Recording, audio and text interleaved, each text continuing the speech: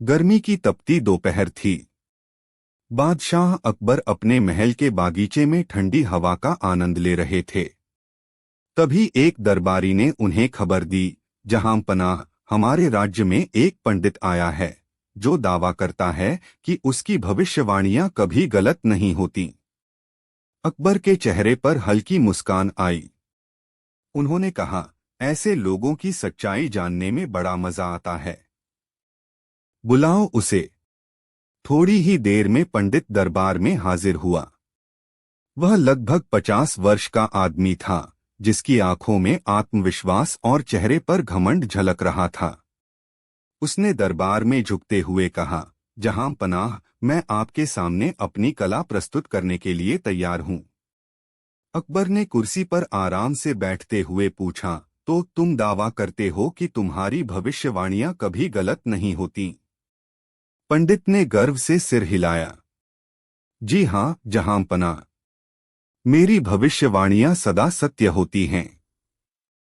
अकबर ने उसकी बात पर हंसते हुए कहा, ठीक है, तो हमें यह बताओ कि तुम्हारी अपनी मृत्यु कब होगी? यह सुनकर पंडित के माथे पर पसीना छलक आया। वह सोचने लगा कि अगर वह कोई तारीख बताता है और भविष्यवाणी गलत हो जाती है तो उसकी जान भी जा सकती है। उसने हाथ जोड़कर कहा, जहां पनाह, मुझे अपनी ज्योतिषीय गणनाएं करने के लिए 2 घंटे का समय चाहिए। अकबर ने समय दे दिया। पंडित तुरंत महल से बाहर निकलकर सीधे बीरबल के पास गया। बीरबल अपनी चतुराई और हाजिर जवाबी के लिए मशहूर, सबकी समस्याओं का समाधान निकालने में माहिर था। पंडित ने बीरबल से कहा, मुझे बचाइए। यदि मैं कोई गलत भविष्यवाणी करता हूं तो बादशाह मुझे मार डालेंगे। बीरबल मुस्कुराए और बोले, तुम्हें बस इतना कहना है कि तुम्हारी मृत्यु बादशाह से 5 दिन पहले होगी। पंडित को यह सलाह सुनकर राहत महसूस हुई। वह वापस दरबार में लौट आया। अकबर ने पूछा, तो पंडित महाराज, क्या तुम्हारी गणनाएं पूरी हो गईं? अब बताओ, तुम्हारी मृत्यु कब होगी? पंडित ने गहरी सांस लेते हुए कहा, जहां पनाह, मेरी मृत्यु आपसे 5 दिन पहले होगी। यह सुनते ही दरबार में सन्नाटा छा गया। अकबर के चेहरे पर गंभीरता छा गई। उन्होंने सोचा कि अगर इस पंडित को कुछ हुआ तो इसका मतलब यह होगा कि उनकी भी मृत्यु निकट है। उन्होंने पंडित को बिना किसी नुकसान के जाने दिया और उसे सम्मानपूर्वक विदा किया। यह कहानी हमें यह सिखाती है कि डर और कठिन परिस्थितियों में चतुराई और संयम से काम लेना कितना महत्वपूर्ण है। पंडित की जान बचाने में उसकी बुद्धिमानी और बीरबल की सलाह ने मुख्य भूमिका निभाई। हर समस्या का हल साहस और विवेक से निकाला जा सकता है। कहानी 2। एक बार की बात है, बादशाह अकबर अपने दरबार में बैठे यह सोच रहे थे कि बीरबल हमेशा अपनी चतुराई से उनकी हर चुनौती का हल निकाल लेता है। उन्होंने तय किया कि इस बार ऐसी चाल चलेंगे जिससे बीरबल को पराजित किया जा सके। दूसरे दिन उन्होंने दरबारियों को बुलाया और एक योजना बनाई। उन्होंने सभी दरबारियों को एक एक बीज दिया और कहा, आप सभी इस बीज को अपने पास छिपा लें। जब बीरबल दरबार में आएंगे तो मैं आदेश दूंगा कि आप सभी महल के बगीचे में जाएं और वहां गड्ढा खोदकर दिखाएं कि आपको जमीन में यह बीज पहले से ही दबा हुआ मिला। दरबारियों को यह योजना बड़ी दिलचस्प लगी। उन्होंने सोचा, आज बीरबल की चालाकी पर भारी पड़ने का मौका मिलेगा। इधर अकबर ने बीरबल को एक काम का बहाना बनाकर दरबार से बाहर भेज दिया। कुछ समय बाद जब बीरबल दरबार में लौटे तो उन्होंने सभी दरबारियों के चेहरे पर एक अजीब सा उत्साह देखा। वह तुरंत समझ गए कि यहाँ कुछ असामान्य चल रहा है। अकबर ने गंभीर स्वर में कहा, बीरबल, मुझे कल रात एक अनोखा सपना आया। मैंने देखा कि हमारे दरबारी जमीन में छिपे हुए गुप्त खजाने को खोजने में सक्षम हैं। अब मैं उनकी योग्यता को परखना चाहता हूँ। बीरबल ने मुस्कुराते हुए कहा, जहां पनाह, यह तो बहुत अच्छी बात है। परखना शुरू कीजिए। अकबर ने दरबारियों को आदेश दिया कि वे बगीचे में जाकर गड्ढा खोदें और वहां से अपना छिपा हुआ बीज निकाल कर लाएं। दरबारी बारी बारी से बगीचे में गए और पहले से अपने पास छिपाए हुए बीज को ऐसे प्रस्तुत किया जैसे वह गड्ढे से निकाला गया हो। हर बार जब कोई दरबारी बीज लेकर लौटता तो अकबर उसे शाबाशी देते और बीरबल की ओर व्यंग्यात्मक नजरों से देखते। आखिर में बारी आई बीरबल की। अकबर ने कहा, बीरबल, अब तुम्हारी परीक्षा होगी। जाओ और देखो कि तुम्हें गड्ढे में क्या मिलता है। बीरबल ने बगीचे में जाकर एक गड्ढा खोदा, लेकिन उन्हें वहां कुछ भी नहीं मिला। उन्होंने समझ लिया कि यह सब पहले से तय किया गया था, पर वह हार मानने वालों में से नहीं थे। उन्होंने पास की एक झाड़ी से कुछ सूखी मिट्टी उठाई और उसे एक थैली में डालकर दरबार में लौटे। अकबर ने पूछा, बीरबल, क्या तुम्हें कुछ मिला? बीरबल ने थैली खोलते हुए कहा, जहां पनाह, मुझे खजाने की शुरुआत मिली है। यह सूखी मिट्टी इस बात का संकेत है कि यहाँ किसी बड़े खजाने को छिपाया गया है। यह तो सिर्फ शुरुआत है। अगर आप चाहें तो पूरी जगह की खुदाई करवा सकते हैं। अकबर और दरबारी यह सुनकर दंग रह गए। उन्होंने सोचा था कि बीरबल हार मान लेगा, लेकिन उसने अपनी चतुराई से फिर बाजी मार ली। यह कहानी हमें यह सिखाती है कि परिस्थिति चाहे कितनी भी मुश्किल क्यों न हो, बुद्धिमानी और शांत दिमाग से उसका हल निकाला जा सकता है। बीरबल ने अपनी हाजिर जवाबी और आत्मविश्वास से एक बार फिर यह साबित कर दिया कि चतुराई से हर चुनौती को पार किया जा सकता है। कहानी 3। एक दिन अकबर और बीरबल महल के बगीचे में टहल रहे थे। अकबर ने बीरबल से कहा, बीरबल, तुम अपनी चतुराई और बुद्धिमत्ता के लिए मशहूर हो, लेकिन क्या तुम हर समस्या का हल ढूंढ सकते हो? बीरबल मुस्कुराए और बोले, जहां तक संभव है हुजूर, हर समस्या का समाधान होता है। अकबर ने चुनौती देते हुए कहा, अगर ऐसा है तो मैं तुम्हें एक असंभव काम देता हूं। अगर तुम इसे पूरा कर सको तो तुम्हारी चतुराई मान लूंगा। बीरबल ने सिर झुकाकर कहा, आदेश दीजिए महाराज। अकबर ने कहा, मैं चाहता हूं कि तुम ऐसा काम करो जिससे एक व्यक्ति खुश भी हो, नाराज भी हो और तटस्थ भी। यह काम 3 दिनों में पूरा होना चाहिए। बीरबल ने चुनौती स्वीकार की और कुछ सोचना शुरू किया। 3 दिन बीतने के बाद वह दरबार में लौटे। उन्होंने दरबार में एक गरीब किसान को बुलाया और अकबर के सामने कहा, महाराज, मैं आपकी चुनौती का हल लेकर आया हूं। किसान को देखकर अकबर ने पूछा, यह किसान कैसे हमारी चुनौती से जुड़ा है?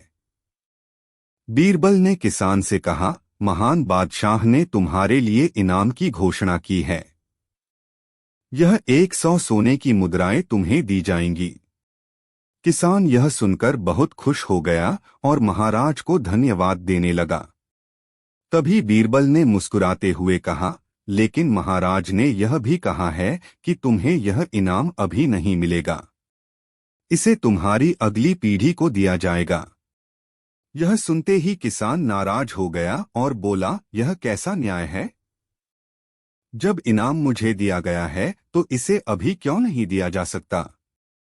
बीरबल ने फिर कहा, लेकिन महाराज ने यह भी कहा है कि तुम्हारा नाम हमेशा इस दरबार में सम्मान के साथ लिया जाएगा। यह सुनकर किसान थोड़ा शांत हुआ और तटस्थ हो गया। अकबर यह देखकर हंस पड़े और बोले, बीरबल, तुमने वाकई असंभव को संभव कर दिखाया। एक ही काम से तुमने इस किसान को खुश भी किया, नाराज भी किया और तटस्थ भी।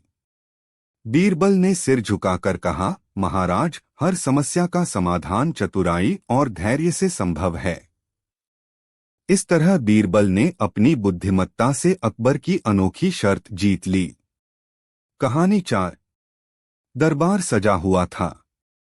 महाराजा अकबर के सिंहासन के चारों ओर मंत्री, दरबारी और सिपाही अपनी अपनी जगह पर खड़े थे।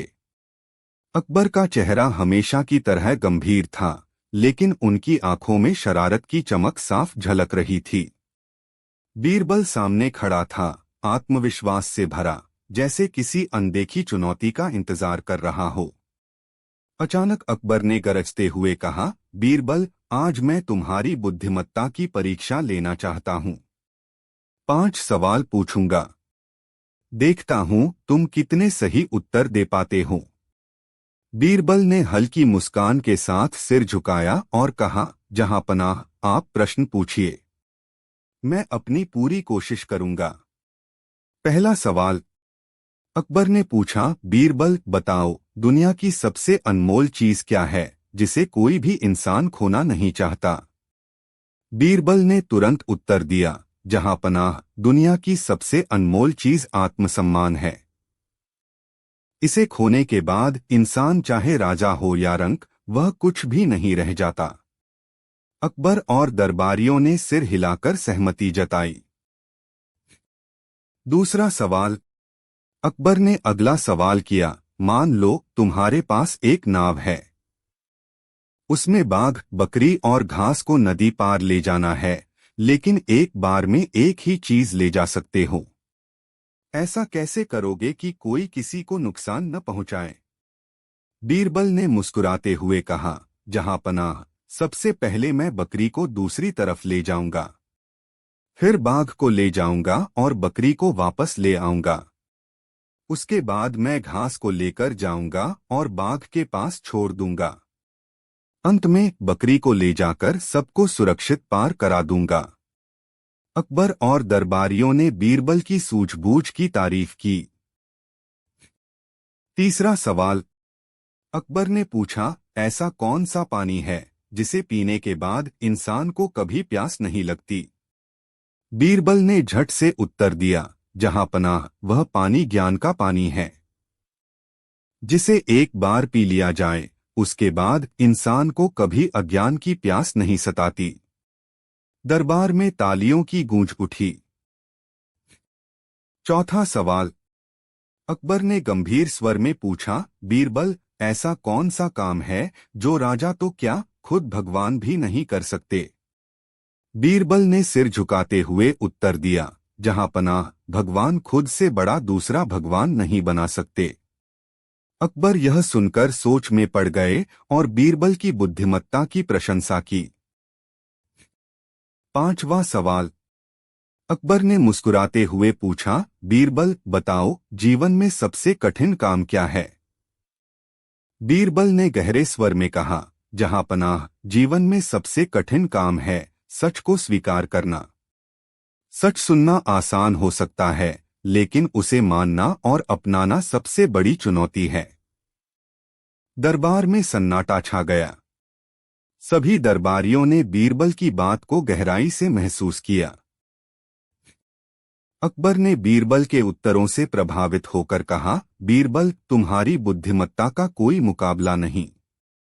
तुम्हारे जैसे सलाहकार का होना किसी भी राजा के लिए सौभाग्य की बात है। दरबार में बीरबल की जय जयकार गूंज उठी और अकबर ने एक बार फिर साबित कर दिया कि उनकी सभा के सबसे बुद्धिमान दरबारी कौन हैं। कहानी 5। एक दिन अकबर के दरबार में एक विचित्र साधु आया। उसकी वेशभूषा साधारण थी, लेकिन उसकी आंखों में गहरा तेज और चेहरे पर आत्मविश्वास झलक रहा था। दरबार में खामोशी छा गई जब उसने अपनी गूंजती हुई आवाज में कहा, महाराज अकबर, सुना है कि आपके दरबार में बुद्धिमानों की कमी नहीं है और बीरबल जैसा ज्ञानी मंत्री आपके साथ है। लेकिन आज मैं ऐसा सवाल लेकर आया हूं जिसका उत्तर न आप दे पाएंगे, न ही आपका चतुर मंत्री। अकबर के चेहरे पर हल्की मुस्कान आई। उन्होंने कहा, साधु महाराज, आपके सवाल का उत्तर देने का प्रयास अवश्य किया जाएगा। बताइए, आपका प्रश्न क्या है? साधु ने अपनी माला के मनकों को गिनते हुए गंभीरता से कहा, अगर आप उत्तर न दे सके तो आपको मुझे अपनी गद्दी छोड़नी होगी। लेकिन अगर आपने सही उत्तर दिया तो मैं अपना सारा ज्ञान आपके दरबार को समर्पित कर दूंगा। यह शर्त सुनकर दरबार में सन्नाटा छा गया।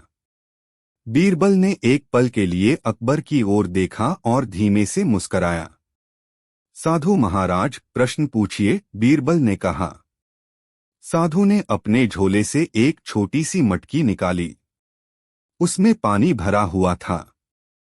उसने मटकी को बीच में रखा और बोला, बताओ इस मटकी में कितना पानी है। लेकिन ध्यान रहे, न इसे खाली कर सकते हो न नाप सकते हो। दरबारियों के चेहरे पर उलझन छा गई। अकबर भी सोच में पड़ गए। सवाल जितना साधारण था उतना ही कठिन। पानी की मात्रा का अंदाजा लगाना असंभव था। बीरबल ने मटकी को ध्यान से देखा। उसकी आंखों में एक शरारती चमक थी। वह साधु के पास गया और बोला, साधु महाराज, इस सवाल का जवाब मिलेगा, लेकिन क्या आप एक दिन की मोहलत देंगे। साधु मुस्कुराया और बोला, मोहलत मिल जाएगी, लेकिन याद रहे, जवाब गलत हुआ तो शर्त पूरी करनी होगी। अकबर ने बीरबल को इशारे में भरोसा जताया। दरबार भंग हुआ, लेकिन हर कोई यह सोच रहा था कि बीरबल इस असंभव सवाल का जवाब कैसे देगा। अगली सुबह बीरबल ने अकबर से कहा, महाराज, मुझे इस सवाल का उत्तर मिल जाएगा, लेकिन इसके लिए हमें साधु की चतुराई को समझना होगा। वह साधु के पास गए और बोले, महाराज ने आपको एक और शर्त देने को कहा है। क्या आप तैयार हैं? साधु मुस्कुराया और कहा, शर्त क्या है? और तभी बीरबल ने साधु से ऐसा सवाल किया जिसने पूरे दरबार को हैरानी में डाल दिया। तो आखिर क्या था वह सवाल? और क्या बीरबल ने साधु के सवाल का उत्तर ढूंढ लिया? जानने के लिए देखिए हमारी अगली कहानी, बीरबल और साधु की बुद्धिमत्ता की परीक्षा। साधु ने बीरबल की बात सुनकर गहरी सांस ली और कहा, शर्त क्या है मंत्री जी? अगर यह मुझे ललकारने की कोशिश है तो पहले ही जान लो, साधु किसी की चाल में फंसता नहीं। बीरबल ने हाथ जोड़कर विनम्रता से कहा, साधु महाराज, आपकी बुद्धिमत्ता पर कोई संदेह नहीं, लेकिन जैसा आपने हमें चुनौती दी है, वैसी ही एक छोटी सी परीक्षा हमें भी आपके लिए रखनी चाहिए। साधु ने हंसते हुए कहा, बोलो क्या परीक्षा है? साधु किसी चुनौती से डरता नहीं। बीरबल ने पास पड़ी एक थाली उठाई और उसमें थोड़े चावल डालकर कहा, साधु महाराज, इन चावलों को गिनकर बताइए कि इनमें से कितने चावल कच्चे हैं और कितने पके हुए। लेकिन ध्यान रहे, आप चावल को छू नहीं सकते, चख नहीं सकते और न ही किसी और से मदद ले सकते हैं। साधु के चेहरे पर गंभीरता छा गई। यह सवाल जितना सीधा लग रहा था उतना ही कठिन था। दरबारियों के बीच कानाफूसी शुरू हो गई। साधु ने थाली को ध्यान से देखा और धीरे धीरे अपनी माला के मनकों को गिनना शुरू कर दिया। उसने कुछ देर सोचा और कहा, मंत्री जी, इन चावलों को देखकर तो सभी एक जैसे लग रहे हैं, लेकिन मैं बताता हूं, इनमें सभी कच्चे हैं। बीरबल मुस्कुराए। उन्होंने बिना कुछ कहे एक चावल उठाया और साधु को दिखाया। साधु महाराज, यह चावल पका हुआ है। लगता है आपका पहला अनुमान गलत था। साधु थोड़ा असहज हुआ। उसने दोबारा थाली को ध्यान से देखा, लेकिन इस बार भी वह सही उत्तर नहीं दे सका। तभी बीरबल ने अकबर की ओर मुड़कर कहा, महाराज, साधु महाराज ने एक कठिन प्रश्न पूछा था जिसका उत्तर देने के लिए उन्होंने हमें समय दिया। अब हमें भी उन्हें समय देना चाहिए ताकि वे हमारे प्रश्न का उत्तर सोच सकें। साधु ने तुरंत जवाब दिया, ठीक है, मुझे भी एक दिन का समय चाहिए। मैं इसका उत्तर लेकर आऊंगा, लेकिन अगर मैं हार गया तो मैं आपकी शर्त स्वीकार करूंगा। अगले दिन दरबार लगा। साधु पूरी तैयारी के साथ आया। उसने अपने साथ एक छोटी पोटली भी लाई। साधु ने कहा, मंत्री जी, आपका सवाल मुश्किल था, लेकिन मेरे पास इसका उत्तर है। उसने पोटली खोलकर एक चमत्कारी यंत्र निकाला और बोला, यह यंत्र हर कच्चे और पके चावल को अलग कर देगा। अब देखते हैं आपका सवाल कितना कठिन था। लेकिन तभी बीरबल ने साधु के यंत्र को ध्यान से देखा और क्या हुआ इसके बाद? क्या साधु ने बीरबल की परीक्षा पास कर ली या बीरबल ने एक और चालाकी से साधु को मात दी? जानने के लिए देखिए अगली कहानी, सोने के साधु और बीरबल की चालाकी। अगले दिन दरबार का माहौल गर्म था। साधु अपने वादे के अनुसार दरबार में आया। इस बार उसके चेहरे पर एक रहस्यमय मुस्कान थी। उसकी पोटली में छुपा चमत्कारी यंत्र हर किसी के लिए उत्सुकता का विषय था। साधु ने अपने यंत्र को दरबार के बीच रखा और कहा, यह यंत्र इतना अद्भुत है कि इसके सामने कच्चा और पका चावल अलग अलग हो जाएगा। अब मैं आपके सवाल का उत्तर इसी से दूंगा। लेकिन इससे पहले महाराज, मैं एक और चुनौती देना चाहता हूं। अकबर ने रुचि से कहा, बोलो साधु महाराज, अब क्या चाहते हो? साधु ने मुस्कुराते हुए कहा, इस बार मेरी चुनौती है कि यदि यह यंत्र गलत साबित हुआ तो मैं अपनी हार मान लूंगा। लेकिन यदि सही साबित हुआ तो मंत्री बीरबल को मेरी अगली 3 परीक्षाओं में भाग लेना होगा। क्या यह स्वीकार है? अकबर ने बीरबल की ओर देखा। बीरबल ने एक बार फिर अपनी जानी पहचानी मुस्कान के साथ कहा, साधु महाराज, आपकी शर्त स्वीकार है। लेकिन ध्यान रहे, इस बार आपकी चालाकी का पर्दाफाश मैं खुद करूंगा। साधु ने अपने यंत्र को उठाया और थाली में रखे चावलों को उसमें डाल दिया। यंत्र ने कुछ देर झंझनाहट की और फिर उसने चावलों को 2 ढेरों में बांट दिया। साधु ने गर्व से कहा, महाराज, यह देखिए, यह ढेर पके चावलों का है और यह कच्चे चावलों का। अब बताइए, क्या मेरी बात सही है? बीरबल ने साधु की ओर गहराई से देखा और मुस्कुराते हुए कहा, महाराज, इस यंत्र की सच्चाई परखने के लिए मुझे थोड़ा समय चाहिए। क्या आप मुझे 2 घंटे का समय देंगे? अकबर ने हामी भरी और बीरबल दरबार से बाहर चला गया। कुछ समय बाद बीरबल वापस आया। उसके हाथ में वही यंत्र था, लेकिन इस बार उसने उसमें कुछ परिवर्तन कर दिए थे। उसने सभी चावलों को दोबारा यंत्र में डाला और चावलों को तीसरे ढेर में बदल दिया। साधु यह देखकर घबरा गया। उसने कहा, यह क्या किया मंत्री जी? यह यंत्र तो केवल 2 ढेर बना सकता है। यह तीसरा ढेर कहां से आया? बीरबल ने ठहाका लगाते हुए कहा, साधु महाराज, यह ढेर उन चावलों का है जो न पूरी तरह कच्चे हैं और न पूरी तरह पके। आप तो कह रहे थे कि आपका यंत्र हर चावल की पहचान कर सकता है। क्या हुआ अब? साधु चुप हो गया। उसकी चालाकी पकड़ ली गई थी। दरबार ठहाकों से गूंज उठा। बीरबल ने साधु की ओर देखा और कहा, साधु महाराज, अब मेरी बारी है। मैं आपसे एक सवाल पूछता हूं। यदि आप उसका सही उत्तर दे सके तो हम आपकी सभी शर्तें मान लेंगे। लेकिन यदि आप हार गए तो आपको अपनी सच्चाई महाराज के सामने स्वीकार करनी होगी। साधु ने सिर झुकाकर कहा, पूछो मंत्री जी। बीरबल ने दरबार के सभी दरवाजे बंद करवाए और साधु से कहा, बताओ, जब तुम्हारा यंत्र झूठा था तो तुमने महाराज को बुद्धू बनाने के लिए इसका उपयोग क्यों किया? और तुम्हारे पास सोने की वह माला कहाँ है जिसे तुमने राजा को देने का वादा किया था? साधु चौंक गया। माला? कौन सी माला? बीरबल ने साधु की पोटली से कुछ निकालकर महाराज के सामने रखा। वह चमचमाती हुई सोने की माला थी। आखिर साधु के पास यह माला कैसे आई? क्या बीरबल ने पहले से साधु की साजिश का पता लगा लिया था?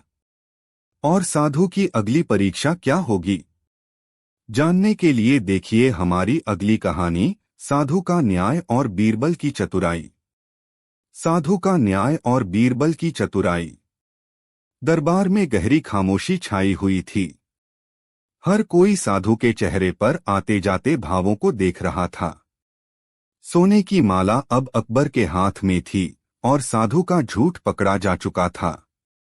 लेकिन साधु ने हार मानने की जगह चालाकी भरी मुस्कान के साथ कहा, मंत्री जी, आप बहुत चतुर हैं, लेकिन मेरी असली परीक्षा अभी बाकी है। अगर आप इसे पास कर लेंगे तभी मैं अपनी हार स्वीकार करूंगा। अकबर ने उत्सुकता से पूछा, क्या है तुम्हारी अगली परीक्षा साधु महाराज?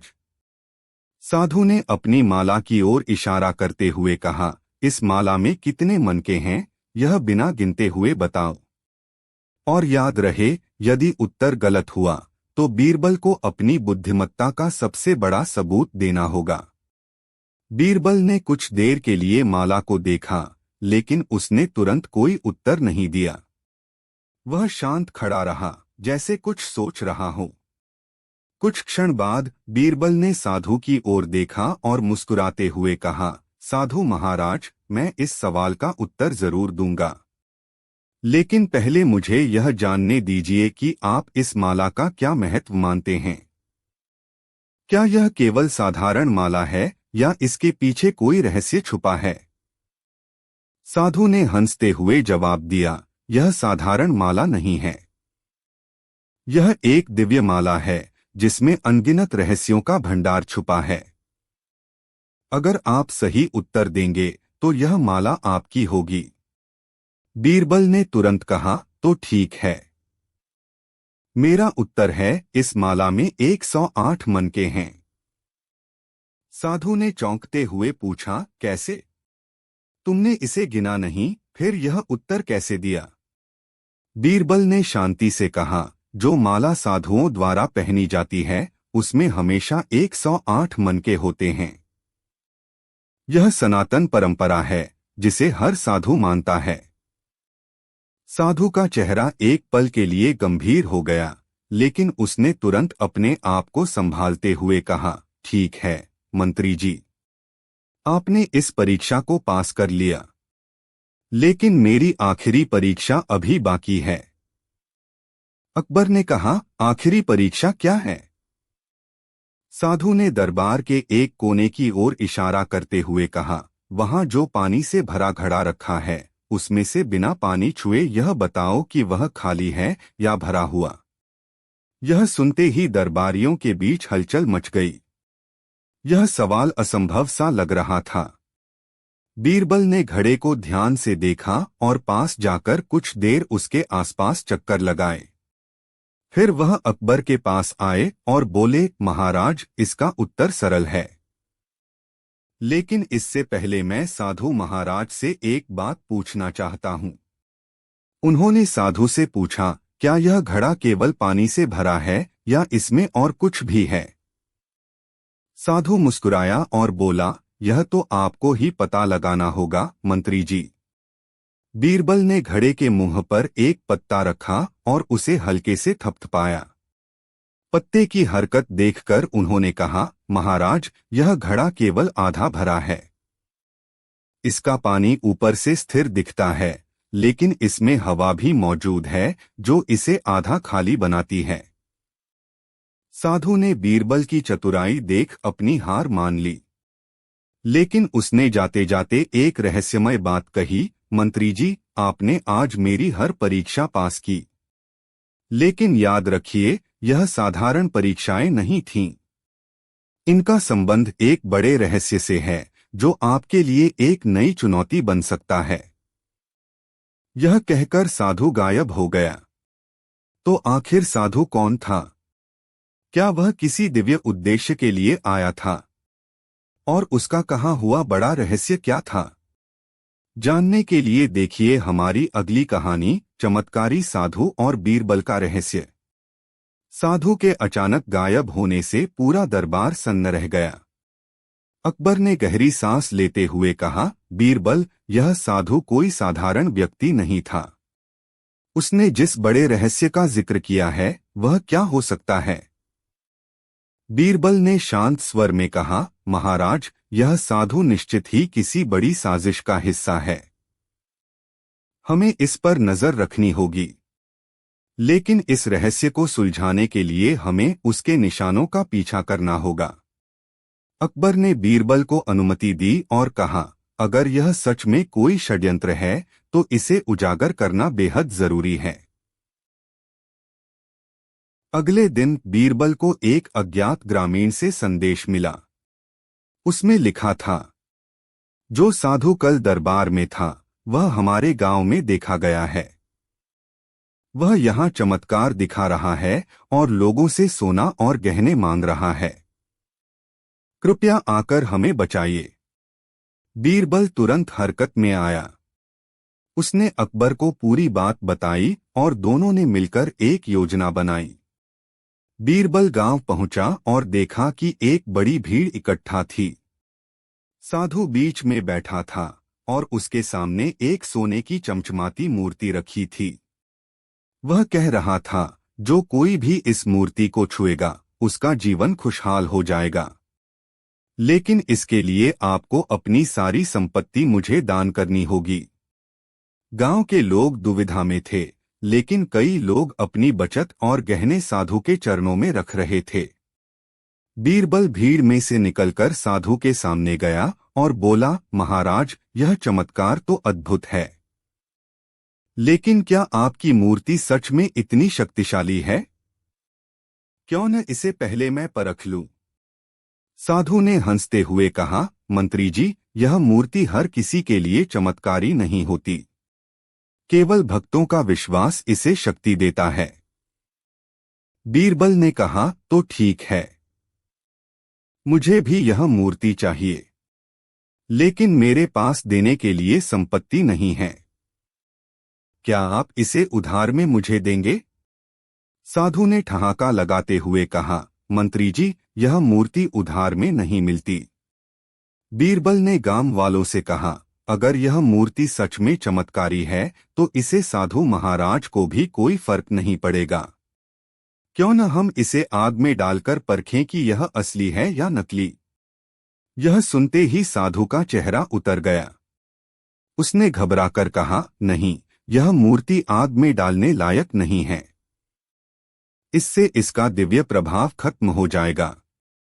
बीरबल ने साधु की बात काटते हुए कहा, तो यह साफ है कि यह मूर्ति नकली है और यह साधु केवल लोगों को ठगने आया है।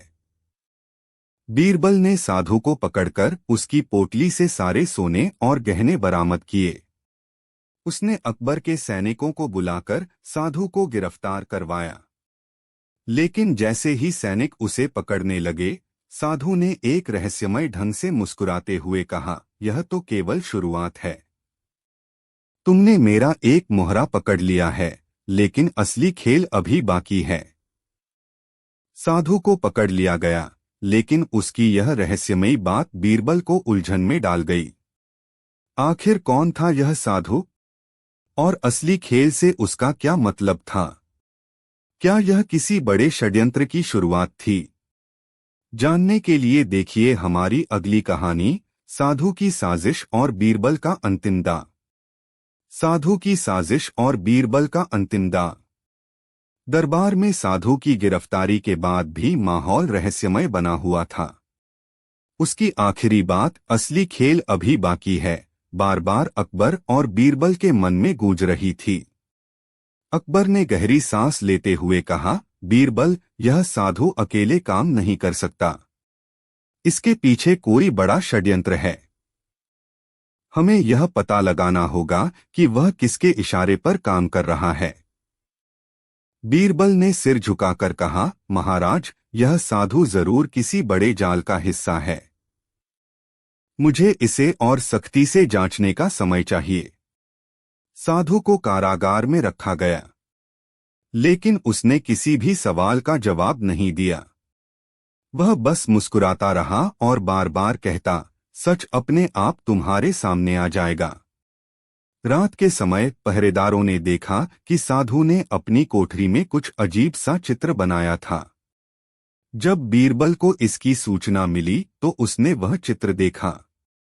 यह एक अजीबोगरीब नक्शा था जो एक गुफा की ओर इशारा कर रहा था। बीरबल ने तुरंत कुछ सैनिकों को लेकर उस गुफा की ओर रुख किया। गुफा घने जंगलों के बीच थी और वहां तक पहुंचने का रास्ता बहुत कठिन था। गुफा के भीतर घुसते ही बीरबल और सैनिकों को एक और साधु दिखाई दिया। वह चमत्कारी आवाज में मंत्रोच्चारण कर रहा था और उसके चारों ओर सोने और गहनों का ढेर लगा हुआ था। बीरबल ने गुफा के भीतर छिपकर ध्यान से सब कुछ देखा। यह साधु दरअसल एक गिरोह का मुखिया था। वह गांव-गांव जाकर चमत्कारों के बहाने लोगों को लूटता था। जो साधु दरबार में पकड़ा गया था, वह उसी गिरोह का सदस्य था। बीरबल ने सैनिकों को इशारा किया और उन्होंने गुफा पर धावा बोल दिया। गिरोह के सभी सदस्य पकड़े गए। लेकिन मुखिया ने हार मानने की बजाय बीरबल से कहा, तुमने मुझे आज पकड़ लिया, लेकिन याद रखना, हमारे जैसे लोग हमेशा रहेंगे। यह साजिश कभी खत्म नहीं होगी। बीरबल ने मुखिया की ओर देखा और कहा, तुम्हारी साजिश तभी सफल होती है जब लोग अंधविश्वास में फंसते हैं। लेकिन अब से मैं हर गांव में यह सुनिश्चित करूंगा कि लोग इन चमत्कारों के पीछे छुपे झूठ को समझें। तुम्हारे जैसे लोगों का अंत केवल ज्ञान और जागरूकता से हो सकता है। गिरोह के मुखिया को दरबार में लाया गया। अकबर ने उसे कड़ी सजा दी और उसके गिरोह से लूटे गए सोने और गहनों को उनके असली मालिकों को लौटाने का आदेश दिया। जब सब कुछ शांत हो गया तो अकबर ने बीरबल से पूछा, क्या अब यह कहानी खत्म हो चुकी है? बीरबल मुस्कुराया और कहा, महाराज, यह तो समय ही बताएगा। शायद यह अंत है या शायद यह किसी और रहस्य की शुरुआत। तो क्या यह गिरोह वाकई खत्म हो चुका था या कहीं और किसी और रूप में यह साजिश फिर से उभरने वाली थी? जानने के लिए देखिए हमारी अगली कहानी, बीरबल और अंधविश्वास का अंत। साधु और उसके गिरोह के पकड़े जाने के बाद दरबार में कुछ समय तक शांति थी। लेकिन बीरबल के मन में एक सवाल बार बार उठ रहा था, क्या यह वाकई अंत था या इस साजिश की जड़ें और गहरी थीं? अकबर ने बीरबल से पूछा, तुम्हारे चेहरे पर चिंता क्यों है, बीरबल? क्या तुम सोचते हो कि यह कहानी अभी पूरी नहीं हुई? बीरबल ने गंभीरता से कहा, महाराज, अंधविश्वास के व्यापार का यह केवल एक अध्याय था। लेकिन ऐसे लोग तभी सफल होते हैं जब लोग आसानी से उनकी बातों पर विश्वास कर लेते हैं। हमें इस समस्या की जड़ तक जाना होगा। कुछ दिनों बाद दरबार में एक गरीब किसान रोता हुआ पहुंचा। उसने बताया, हमारे गांव में एक और साधु आया है। उसने कहा कि अगर हम उसे अपना सब कुछ दान नहीं करेंगे तो हमारा गांव श्रापित हो जाएगा। लोग डर के मारे अपनी जमीन, पैसे और गहने उसे दे रहे हैं। अकबर ने गुस्से में कहा, लगता है यह किसी और गिरोह का काम है। बीरबल, तुम तुरंत गांव जाकर इसकी सच्चाई पता करो। बीरबल ने किसान का रूप धारण किया और गांव पहुंचा। वहां उसने देखा कि साधु बड़े ठाट बाट के साथ बैठा था।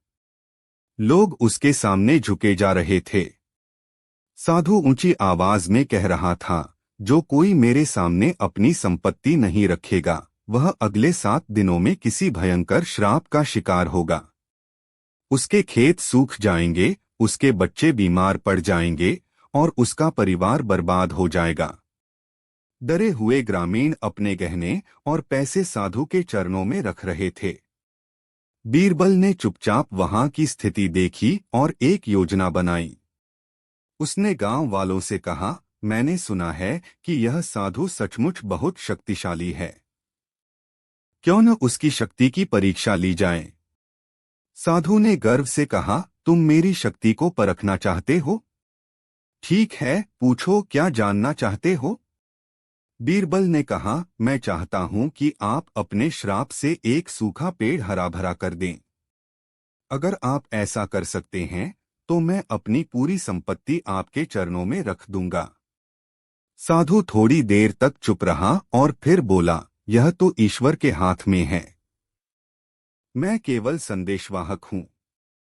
बीरबल ने तुरंत कहा, तो इसका मतलब आप केवल झूठे दावे कर रहे हैं। आप न श्राप दे सकते हैं और न चमत्कार कर सकते हैं। आप केवल डर का सहारा लेकर लोगों को लूट रहे हैं। गांव वाले यह सुनकर जागरूक हो गए। उन्होंने साधु को पकड़ लिया और उसके सारे गहने और पैसे वापस ले लिए। जब बीरबल ने साधु को दरबार में पेश किया तो अकबर ने कहा, बीरबल, तुमने फिर से एक बड़ा संकट टाल दिया। लेकिन यह समस्या तब तक खत्म नहीं होगी जब तक लोग इन अंधविश्वासों से डरते रहेंगे। बीरबल ने मुस्कुराते हुए कहा, महाराज, हमें लोगों को जागरूक करना होगा। हम हर गांव में संदेश भेजेंगे कि अंधविश्वास का अंत केवल ज्ञान और समझ से ही संभव है।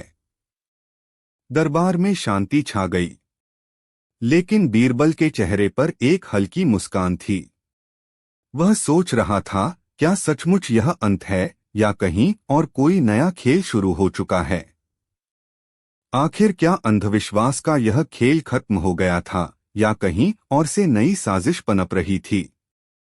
जानने के लिए देखिए अगली कहानी, अंधविश्वास का जाल और बीरबल का न्याय।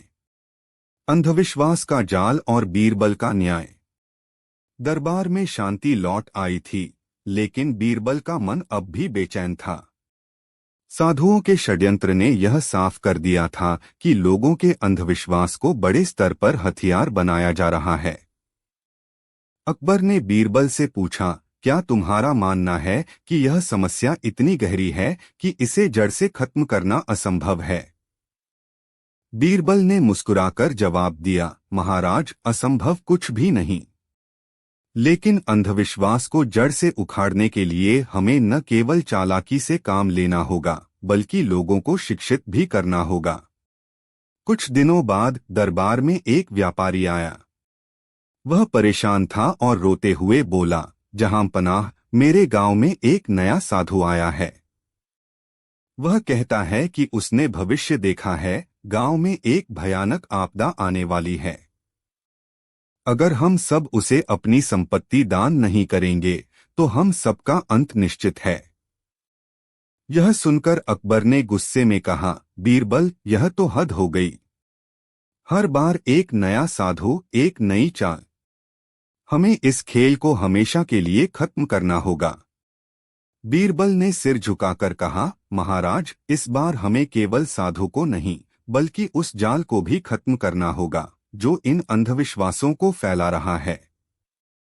मुझे इस काम के लिए समय और स्वतंत्रता चाहिए। बीरबल गांव में एक किसान के रूप में पहुंचा। उसने देखा कि साधु गांव के बीचों बीच एक मंच पर बैठा था। उसके चारों ओर लोग इकट्ठा थे। वह जोर से बोल रहा था, यह गांव श्रापित है। अगर मैंने अपने मंत्रों से इसे शुद्ध नहीं किया तो यह जलकर खाक हो जाएगा।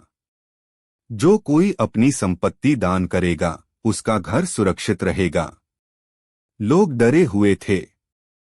वे अपनी जमीन और गहने साधु के चरणों में रख रहे थे। बीरबल भीड़ में से निकला और साधु से कहा, महाराज, मैं भी अपना घर बचाना चाहता हूं, लेकिन क्या आप यह साबित कर सकते हैं कि सच में आपदा आने वाली है। साधु हंसा और बोला, मैं तो केवल भविष्य देख सकता हूं, आपदा तो निश्चित है। बीरबल ने चालाकी से कहा, अगर आप सच में भविष्य देख सकते हैं तो यह भी बताइए कि इस गांव में सबसे अमीर व्यक्ति कौन है और उसके पास कितनी संपत्ति है। अगर आपका उत्तर सही हुआ तो मैं अपनी संपत्ति आपको दान कर दूंगा। साधु कुछ क्षण चुप रहा। वह घबराने लगा क्योंकि उसे गांव के लोगों के बारे में ज्यादा जानकारी नहीं थी। उसने अटकते हुए कहा, सबसे अमीर व्यक्ति वही है जो सबसे ज्यादा दान करता है। बीरबल मुस्कुराया और गांव वालों से कहा, देखो, इस साधु के पास कोई जादुई शक्ति नहीं है। यह केवल तुम्हारे डर का फायदा उठा रहा है। अगर यह सच में भविष्य देख सकता तो मेरे सवाल का जवाब तुरंत देता। गांव वाले यह सुनकर जाग गए। उन्होंने साधु को पकड़ लिया और उसकी पोटली से सारा धन बरामद किया। लेकिन कहानी यहीं खत्म नहीं हुई। जब बीरबल ने साधु से कड़ी पूछताछ की तो उसने बताया कि वह एक बड़े गिरोह का हिस्सा है। यह गिरोह पूरे राज्य में अंधविश्वास फैलाकर लोगों को लूट रहा था। बीरबल ने गिरोह के सभी सदस्यों को पकड़ने के लिए एक जाल बिछाया। उसने उनके सारे अड्डों पर छापा मारकर उन्हें गिरफ्तार करवाया। अकबर ने गिरोह को कड़ी सजा दी और उनके लूटे गए धन को गरीबों में बांटने का आदेश दिया। अकबर ने बीरबल की ओर देखा और कहा, बीरबल, तुमने न केवल अंधविश्वासियों को हराया बल्कि राज्य को भी इन ठगों से मुक्त किया। लेकिन क्या तुम मानते हो कि अब यह समस्या हमेशा के लिए खत्म हो गई है? बीरबल ने गंभीरता से कहा, महाराज, अंधविश्वास तब तक जिंदा रहेगा जब तक लोग इसे बढ़ावा देंगे। हमें हर गांव में जागरूकता फैलानी होगी। और यह काम आज से शुरू होगा। क्या यह सच में अंत था या कहीं और अंधविश्वास का एक नया जाल बिछ रहा था? जानने के लिए देखिए हमारी अगली कहानी, बीरबल का ज्ञान और आखिरी चाल। बीरबल का ज्ञान और आखिरी चाल। अकबर और बीरबल के बीच कई दिन से चल रहे इन अंधविश्वासों के खिलाफ संघर्ष ने एक नई दिशा ली। बीरबल की समझ और योजनाओं ने राज्य को कई बार संकटों से बचाया था, लेकिन उसने अकबर को साफ साफ बताया था कि असली समाधान केवल जागरूकता और शिक्षा से ही संभव है। अकबर ने दरबार में एक घोषणा की, अब से हर गांव में शिक्षा के केंद्र खोले जाएंगे ताकि लोग अंधविश्वास से बाहर निकलें और सही मार्ग पर चलें। बीरबल ने इसे साकार रूप देने के लिए कदम बढ़ाया। उसने राज्य भर में गुरु, पंडितों और शिक्षकों को एकत्र किया और उन्हें प्रत्येक गांव में जाकर लोगों को सच्चाई और ज्ञान के बारे में समझाने का आदेश दिया। धीरे धीरे राज्य में बदलाव दिखने लगा। लोग अंधविश्वास के जाल में फंसने की बजाय अपने दिमाग और तर्क से काम करने लगे। वक्त के साथ राज्य में सब कुछ शांत हो गया। अकबर और बीरबल की इस जीत ने राज्य को एक नई दिशा दी। बीरबल का ध्यान अब राज्य की प्रगति और लोगों की भलाई पर था। अकबर ने अपनी आखिरी बैठक में बीरबल से कहा, बीरबल, तुमने इस राज्य को अंधविश्वास से मुक्त किया है। तुम्हारी समझ और ज्ञान के कारण हम आज सुरक्षित हैं। बीरबल ने हल्की मुस्कान के साथ कहा, महाराज, यह तो सबके सामूहिक प्रयासों का परिणाम था। जब तक लोग समझ नहीं पाएंगे तब तक हमें जागरूकता का काम करते रहना होगा। राज्य में अब लोग अपनी पूरी ताकत से एक दूसरे की मदद कर रहे थे और अंधविश्वास का असर लगभग खत्म हो चुका था। हर गांव में स्कूल, पाठशाला और विचार विमर्श के सत्र आयोजित किए गए। बीरबल ने न केवल अकबर का विश्वास जीत लिया बल्कि लोगों के दिलों में भी अपने ज्ञान का एक मजबूत स्थान बना लिया। अंततः यह कहानी समाप्त होती है, लेकिन यह संदेश छोड़ जाती है, ज्ञान और जागरूकता ही अंधविश्वास पर विजय प्राप्त करने का असली रास्ता है। क्या यह राज्य अब हमेशा के लिए अंधविश्वास से मुक्त रहेगा? यह सवाल हमेशा हमारे दिमाग में रहेगा, लेकिन बीरबल की तरह हमें भी यही सीखना होगा कि ज्ञान कभी खत्म नहीं होता, वह निरंतर बढ़ता है। बीरबल का ज्ञान और आखिरी चाल, कहानी का समापन। सभी गांवों में शिक्षा का अभियान तेजी से फैलने लगा। लोग बीरबल और अकबर की दूरदृष्टि को समझने लगे। अब अंधविश्वास और ठगी के कारण राज्य में उत्पन्न होने वाली समस्याएं खत्म हो चुकी थीं। बीरबल का दृढ़ विश्वास था कि किसी भी समस्या का समाधान केवल ज्ञान और समझ से होता है, और यह राज्य ने पूरी तरह से साबित कर दिया था।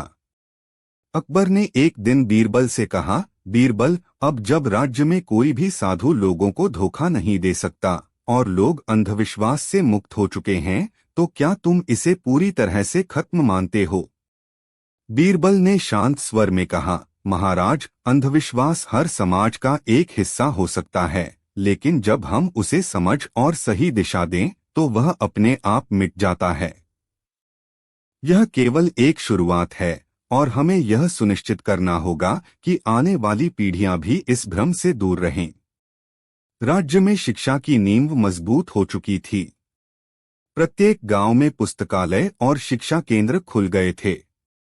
राज्य के सबसे दूरदराज इलाकों में भी अब लोग अपनी सोच बदलने लगे थे। वे अब चमत्कारी साधुओं के बजाय सत्य और तर्क का पालन करते हुए अपने जीवन को दिशा देने लगे। लेकिन बीरबल का मानना था कि समाज में यह परिवर्तन स्थायी तभी हो सकता है जब हर व्यक्ति खुद को शिक्षित करने की कोशिश करेगा। इसलिए उसने अकबर से एक और योजना बनाई, महाराज, हमें न केवल अंधविश्वास को खत्म करना है, बल्कि इसे आने वाली पीढ़ी के लिए भी एक स्थायी शिक्षण व्यवस्था में बदलना होगा। अकबर ने बीरबल के प्रस्ताव को मंजूरी दी और राज्य के हर हिस्से में पाठशालाओं की नींव रखी। उसने यह भी सुनिश्चित किया कि राज्य के सबसे निर्धन वर्ग तक शिक्षा पहुंचे, ताकि कोई भी व्यक्ति अंधविश्वास और धोखाधड़ी का शिकार न हो। वक्त बीतता गया और बीरबल के प्रयासों से राज्य में स्थिरता और समृद्धि का माहौल बन गया। लोग अब अपनी समस्याओं का हल समझबूझ कर करते थे और राज्य अंधविश्वास, ठगी और भ्रम से मुक्त हो चुका था।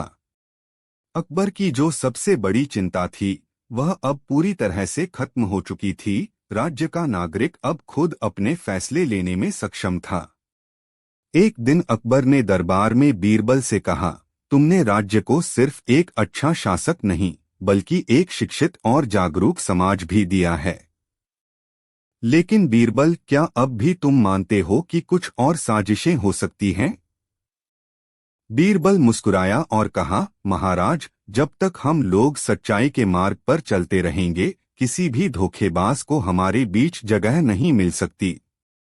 यह जीत हमारे सामूहिक प्रयासों की है और यह सुनिश्चित करेगा कि आने वाली पीढ़ियां भी इस राह पर चलें।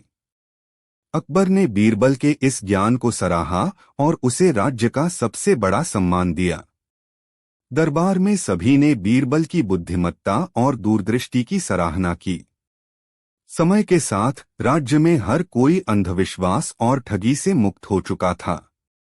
बीरबल ने जो ज्ञान की जो ज्योति जलाई थी वह अब राज्य के हर कोने में चमक रही थी। लोग अब खुद सोचने और सही मार्ग पर चलने में विश्वास रखते थे। ज्ञान से बढ़कर कोई शस्त्र नहीं, बीरबल का यह संदेश हमेशा के लिए राज्य में गूंजता रहा। और इस तरह बीरबल की शिक्षा और अकबर के राज में अंधविश्वास का अंत हुआ। लेकिन यह संदेश आज भी हमें यही सिखाता है कि सच्चाई और समझ से बड़ा कोई हथियार नहीं होता। यह कहानी यहीं समाप्त होती है, लेकिन बीरबल और अकबर की कार्यशैली और ज्ञान की शिक्षा हमेशा हमारे साथ रहेगी। कहानी 6। दरबार का माहौल गर्म था। अकबर के दरबारी अपनी अपनी चालाकी और बुद्धिमत्ता दिखाने में लगे थे। अचानक अकबर ने मुस्कुराते हुए बीरबल की ओर देखा और बोले, बीरबल, क्या तुम सच में इतने चतुर हो जितना लोग कहते हैं? बीरबल ने झुककर जवाब दिया, जहां पनाह, आपकी कृपा से। अकबर ने आंखें मिचमिचाते हुए कहा, अच्छा तो बताओ, अगर तुम्हें 7 दिनों में किसी गरीब को अमीर बनाना हो तो क्या तुम ऐसा कर सकते हो? सारा दरबार सन्न रह गया। ऐसा असंभव कार्य? 7 दिन में अमीर बनाना? यह तो किसी चमत्कार से कम नहीं। बीरबल ने बिना एक पल गवाए कहा, जहां पनाह, आपकी आज्ञा का पालन होगा। 7वें दिन आपको परिणाम मिल जाएगा। अकबर ने हल्की मुस्कान के साथ कहा, ठीक है, अगर असफल हुए तो सजा तैयार है, और अगर सफल हुए तो इनाम भी। अब देखता हूं तुम्हारी असली बुद्धिमत्ता। दिन 1। बीरबल ने शहर के कोने कोने में घूमकर एक बेहद गरीब आदमी खोजा। उसका नाम था रघु। वह एक लकड़हारा था जो दिन भर मेहनत करने के बाद भी मुश्किल से पेट भर पाता था। बीरबल ने उसे समझाया, रघु, अगले 7 दिनों तक तुम्हें बस वही करना होगा जो मैं कहूं। रघु ने थोड़ा डरते हुए हामी भर दी। दिन 2। बीरबल ने रघु के घर के बाहर भाग्यशाली लकड़हारा का बोर्ड लगवा दिया। साथ ही उसे बेहद खूबसूरत कपड़े पहनाकर दरबार की तरह सजा दिया। जो कोई वहां से गुजरता, बीरबल बड़ी चतुराई से कहता, यह आदमी ईश्वर का विशेष कृपापात्र है। इसका लकड़ी से भाग्य बदल सकता है। दिन 3। अब रघु के पास लकड़ी खरीदने वालों की भीड़ लगने लगी। हर कोई यह मानने लगा कि उसकी लकड़ी घर में रखने से सौभाग्य आता है। बीरबल ने रघु को सलाह दी, लकड़ी की कीमत दोगुनी कर दो, और रघु ने ऐसा ही किया। दिन 4। बीरबल ने शहर में अफवाह फैलवा दी कि जिसने भी रघु की लकड़ी खरीदी है, उसका जीवन बदल गया है। किसी को नौकरी मिल गई तो किसी की बीमारी ठीक हो गई। लोगों ने यह सुनकर और लकड़ी खरीदनी शुरू कर दी। दिन 5। रघु अब अमीर दिखने लगा था। उसके पास ढेर सारी सोने चांदी की मुद्राएं जमा हो चुकी थीं। लेकिन बीरबल का काम अभी खत्म नहीं हुआ था। दिन 6। बीरबल ने रघु को समझाया, अब तुम अपने अमीर होने का कारण मत बताना।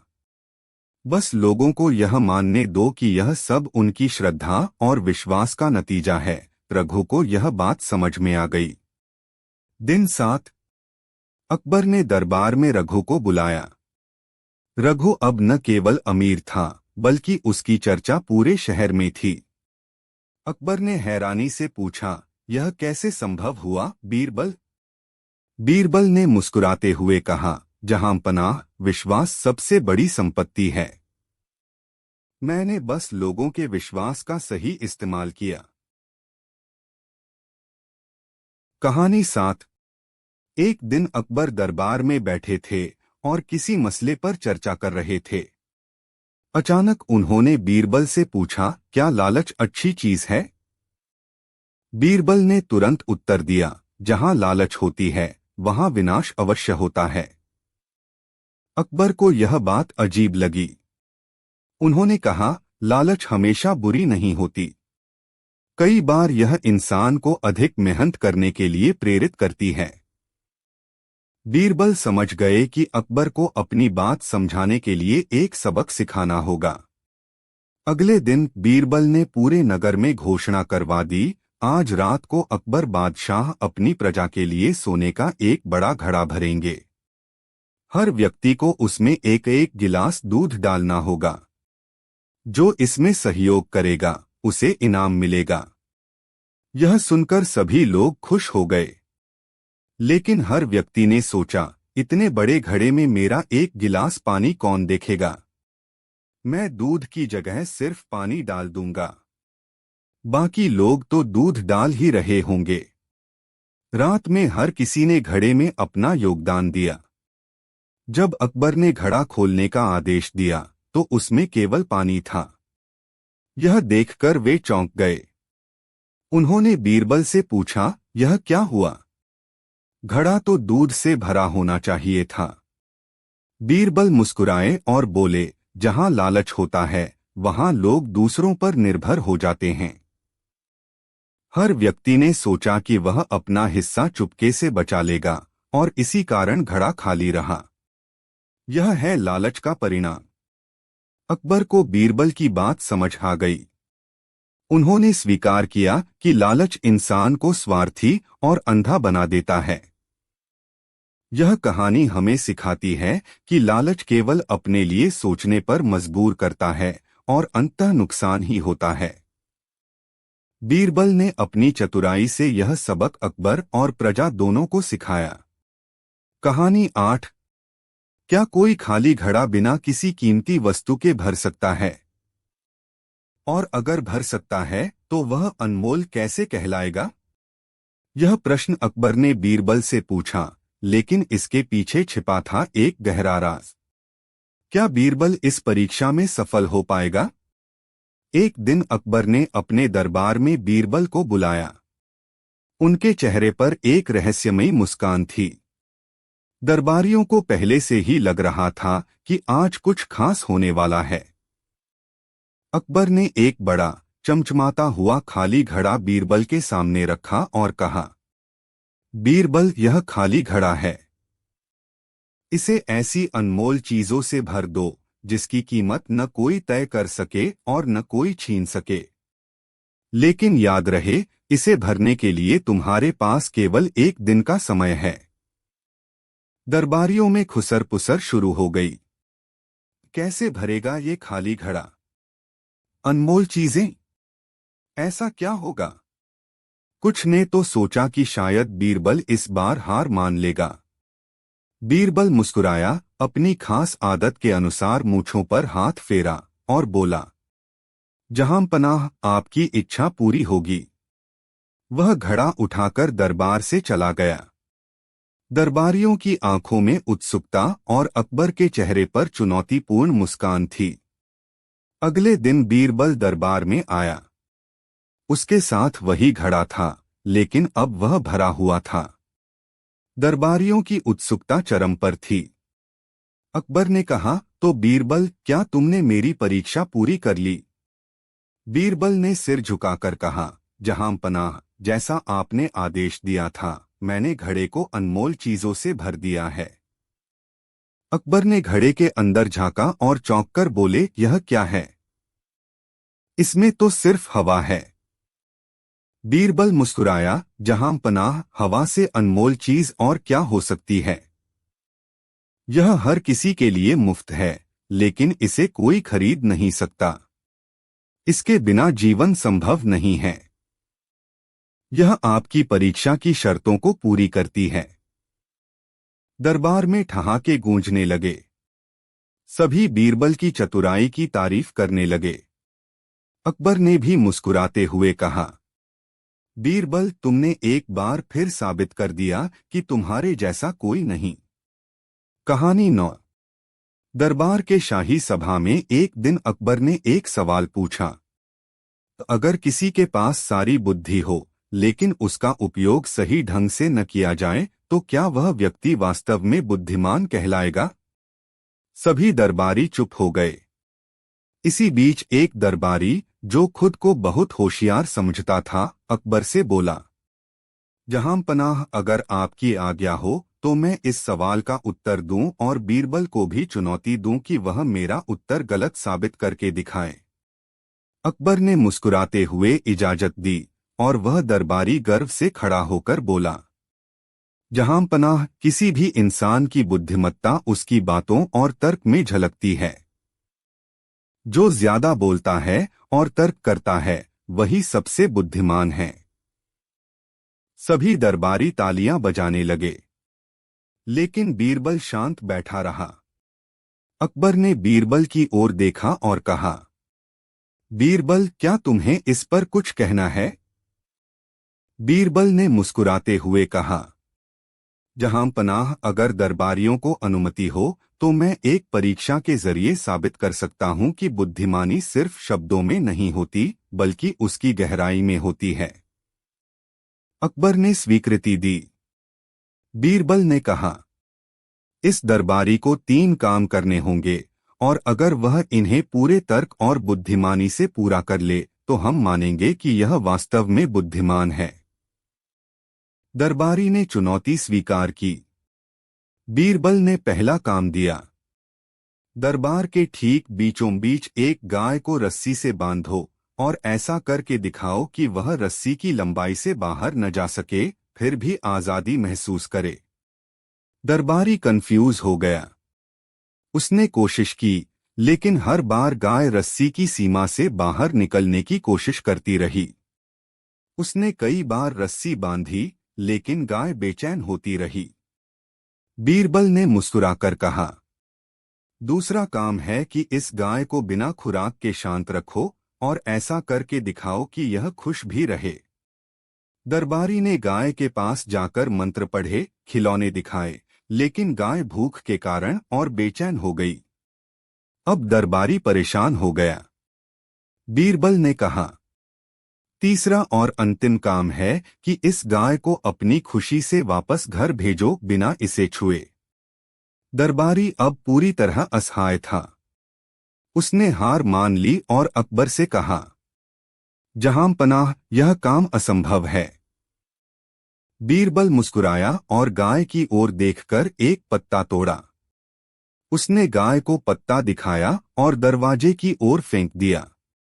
गाय खुशी खुशी दरवाजे से बाहर चली गई। सारा दरबार बीरबल की चतुराई देखकर चकित था। लेकिन बीरबल ने गंभीर स्वर में कहा, जहां पनाह, बुद्धिमानी का मतलब यह नहीं कि आप हर समस्या का हल बोलकर ही निकालें। असली बुद्धिमानी तब दिखती है जब आप काम को सरलता और समझदारी से करें। अकबर प्रसन्न हुए। कहानी 10। मुगल सम्राट अकबर का शासनकाल था। अकबर अपनी प्रजा की भलाई और न्यायप्रियता के लिए प्रसिद्ध थे। उनके दरबार में बीरबल नामक मंत्री अपनी बुद्धिमत्ता और हास्यबोध के लिए जाने जाते थे। एक दिन अकबर के दरबार में एक व्यापारी घबराया हुआ आया। उसने सम्राट के सामने झुककर कहा, जहां पनाह, मेरी मदद कीजिए। मेरे गोदाम से सोने और चांदी के सिक्के चोरी हो गए हैं। मैंने यह धन कई वर्षों की मेहनत से कमाया था। अब मेरे पास कुछ भी नहीं बचा है। अकबर ने चिंतित होकर पूछा, तुम्हारे गोदाम से कितने सिक्के चोरी हुए हैं और यह घटना कब हुई? व्यापारी ने जवाब दिया, जहां पनाह, लगभग 10,000 सोने और चांदी के सिक्के चोरी हुए हैं। चोरी 2 रात पहले हुई थी। मैंने अपनी तरफ से पूरी कोशिश की, लेकिन कोई सुराग नहीं मिला। अकबर ने तुरंत घोषणा की, चोर को पकड़ने और व्यापारी के सिक्के वापस दिलाने की जिम्मेदारी बीरबल की है। बीरबल, तुम अपनी बुद्धिमत्ता से इस मामले को सुलझाओ। बीरबल ने चोरी के मामले को गंभीरता से लिया और तुरंत व्यापारी के गोदाम का मुआयना किया। उन्होंने देखा कि गोदाम का ताला टूटा हुआ था, लेकिन चोरों ने कोई अन्य सामान नहीं चुराया था।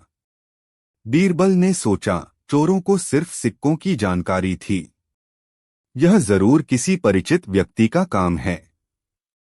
बीरबल ने अगले दिन दरबार में एक घोषणा करवाई। उन्होंने कहा, जिसने भी यह चोरी की है, अगर वह आज रात तक सम्राट के सामने अपना अपराध स्वीकार कर लेता है तो उसे माफ कर दिया जाएगा, अन्यथा उसे कठोर सजा दी जाएगी। चोर, जो कि 2 मूर्ख व्यक्ति थे, इस घोषणा से घबरा गए। उनमें से एक ने कहा, हमें अपनी गलती मान लेनी चाहिए। अगर बीरबल ने हमें पकड़ लिया तो हम बुरी तरह फंस जाएंगे। दूसरे ने कहा, तू सही कह रहा है, लेकिन अगर हम अभी मान लेते हैं तो हमें सजा मिलेगी। हमें कुछ और सोचने की जरूरत है।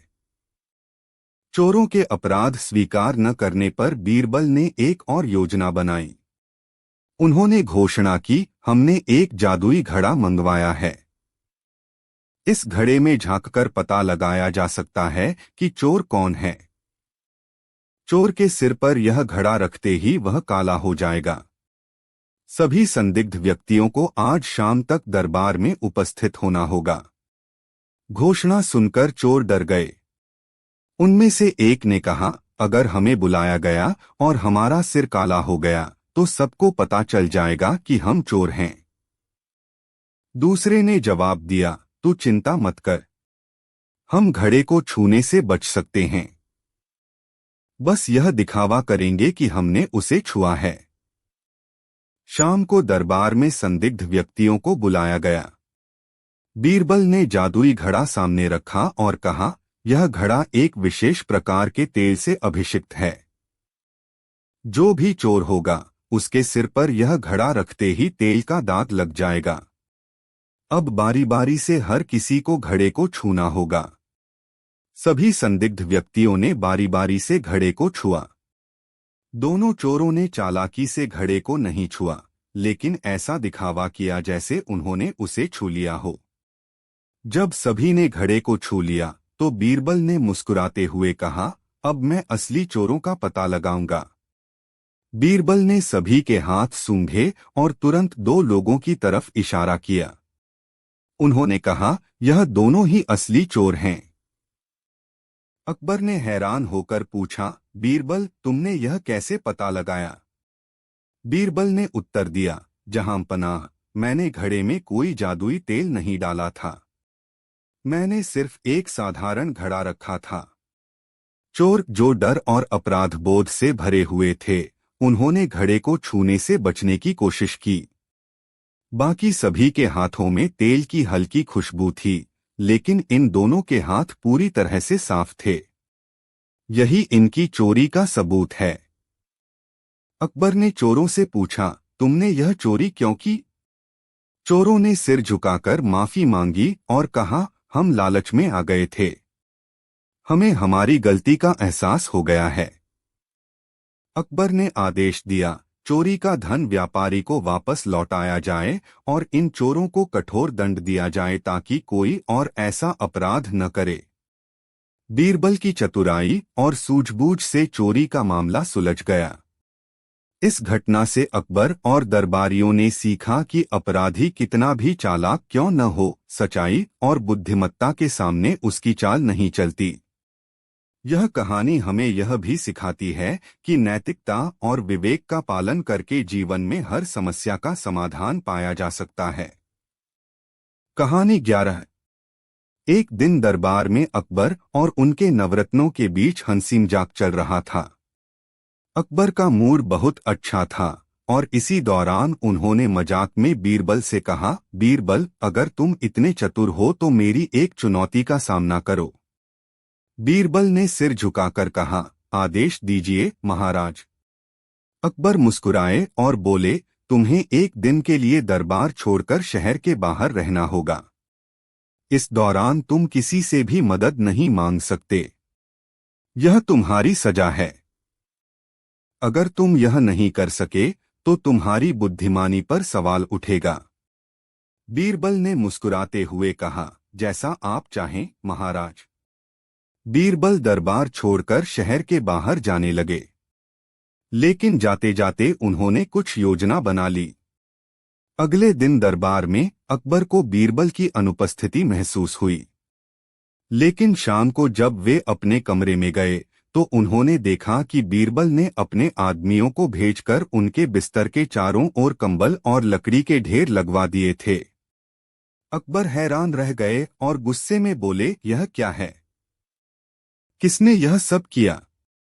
तभी अचानक बीरबल वहां प्रकट हुए और बोले, महाराज, आपने मुझे सजा दी थी कि मैं दरबार से बाहर रहूं, लेकिन आपने यह नहीं कहा था कि मैं आपके शयन कक्ष के बाहर क्या कर सकता हूं। अकबर हंसी रोक नहीं सके और बोले, बीरबल, तुमने मेरी सजा को मजेदार तरीके से बदल दिया। तुम्हारी चतुराई का कोई जवाब नहीं। अकबर ने बीरबल की चतुराई और मजाकिया अंदाज की तारीफ की और कहा, तुम्हारी बुद्धिमत्ता और हास्य बुद्धि ही तुम्हें सबसे अलग बनाती है। तुम्हें इस सजा से मुक्त किया जाता है।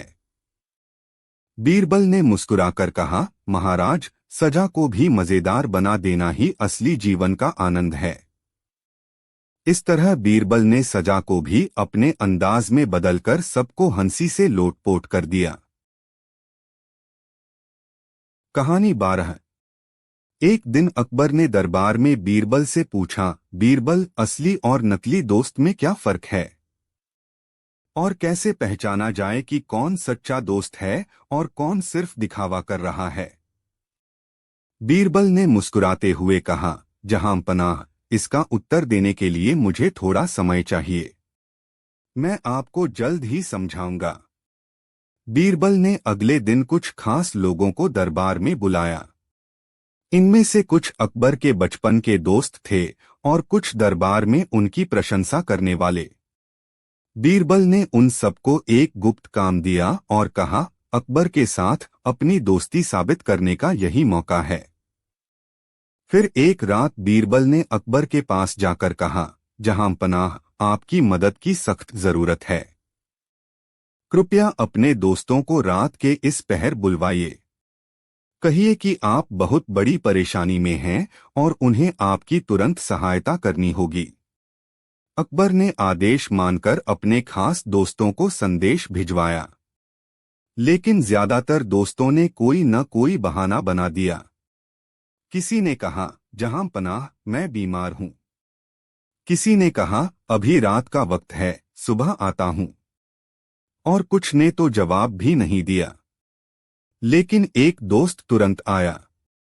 वह परेशान था और बोला, जहां पनाह, बताइए क्या समस्या है। मैं आपकी हर संभव मदद करूंगा। बीरबल ने अकबर को देखकर मुस्कुराते हुए कहा, यही हैं आपके असली दोस्त, जो बिना किसी स्वार्थ के आपकी मदद करने को तैयार हैं।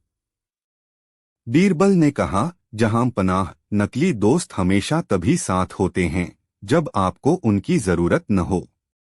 लेकिन असली दोस्त वही होता है जो आपके मुश्किल समय में आपके साथ खड़ा रहे, बिना किसी स्वार्थ के।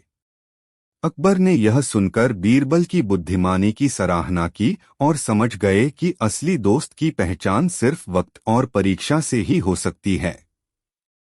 निष्कर्ष, यह कहानी हमें सिखाती है कि दोस्ती में दिखावा नहीं, सच्चाई और निस्वार्थ भाव होना चाहिए।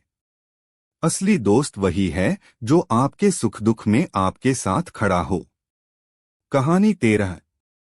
अकबर और बीरबल के किस्से हमेशा मजेदार और शिक्षाप्रद होते थे। एक दिन अकबर का मन दरबार में कुछ अलग करने का हुआ। उन्होंने सभी दरबारियों को बुलाया और कहा, आज मैं आप सभी से सबसे बड़ा झूठ सुनना चाहता हूं। जो सबसे बड़ा और अनोखा झूठ सुनाएगा उसे इनाम मिलेगा। लेकिन ध्यान रहे, झूठ ऐसा होना चाहिए कि वह झूठ होते हुए भी सबको सच लगे। दरबारियों ने बारी बारी से अपने झूठ सुनाने शुरू किए। एक दरबारी बोला, जहां पनाह, मैं इतनी तेज दौड़ता हूं कि हवा भी पीछे छूट जाती है।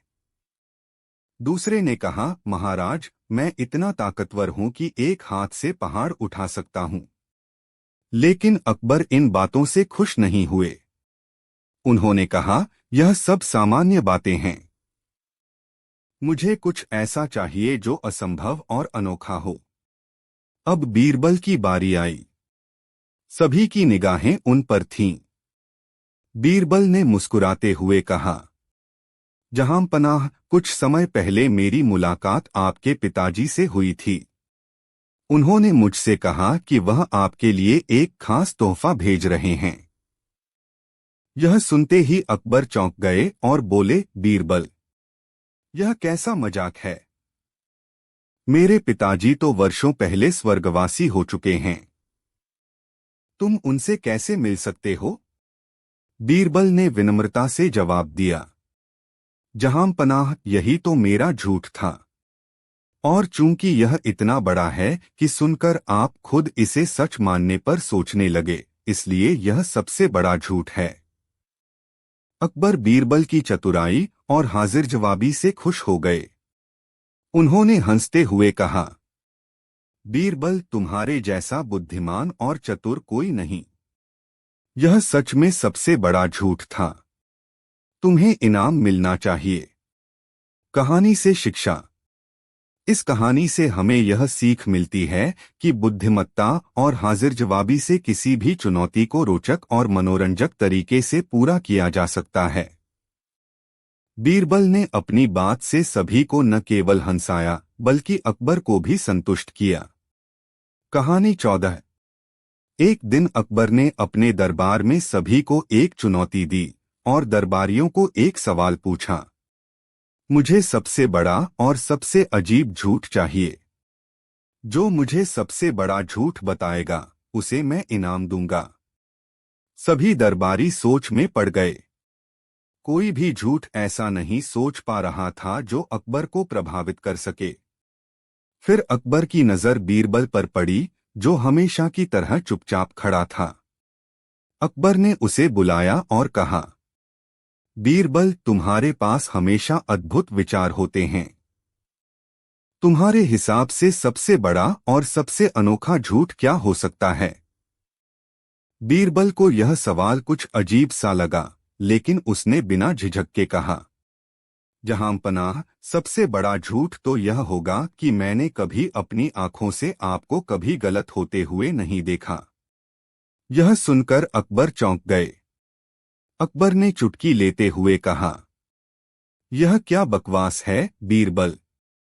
तुम मुझसे यह कैसे कह सकते हो कि तुमने मुझे कभी गलत होते हुए नहीं देखा?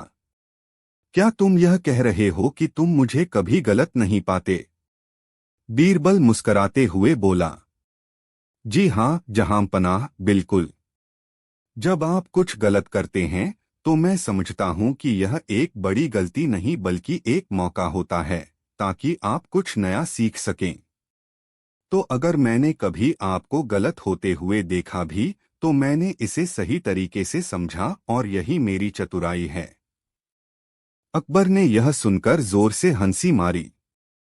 वह समझ गए कि बीरबल ने सबसे बड़ा और सबसे चतुर झूठ बताया है, क्योंकि बीरबल ने न केवल झूठ बोला बल्कि एक गहरी सोच और सिखाने का तरीका भी सामने रखा। अकबर ने कहा, बीरबल, तुम्हारी चतुराई और बुद्धिमत्ता को मैं समझ सकता हूँ।